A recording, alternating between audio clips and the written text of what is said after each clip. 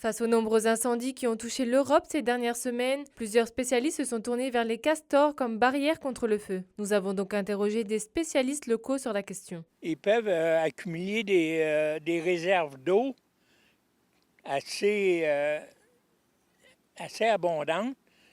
Puis, ils créent aussi une barrière assez régulière contre le feu. C'est dans l'écosystème, je pense que c'est un point qu'il faudra vraiment négliger. Dans le fond, tu humidifies le sol, tu, tu éloignes la possibilité que certains arbres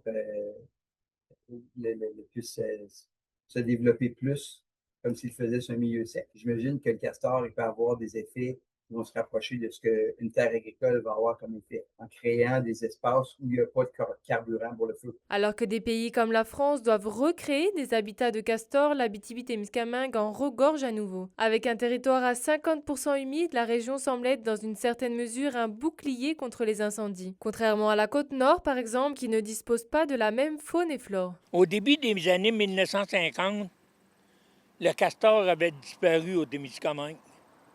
Il a été rétabli, puis il y a une quinzaine d'années, on avait une surabondance. Ici, dans la région, l'habitat est vraiment propice pour le castor.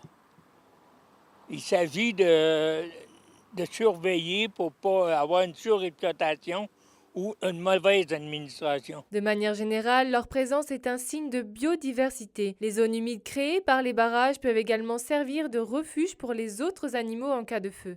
La région qu'on partage avec le nord-est ontarien, il y a des histoires de gens qui se sont fait pitcher à l'eau pour se faire sauver pendant des feux qui ont eu lieu presque 100 ans. Les spécialistes de la région affirment avoir encore beaucoup de choses à apprendre de cet animal fascinant, mais pensent qu'une politique de protection serait de mise. Charine Bakowski pour RNC Nouvelles.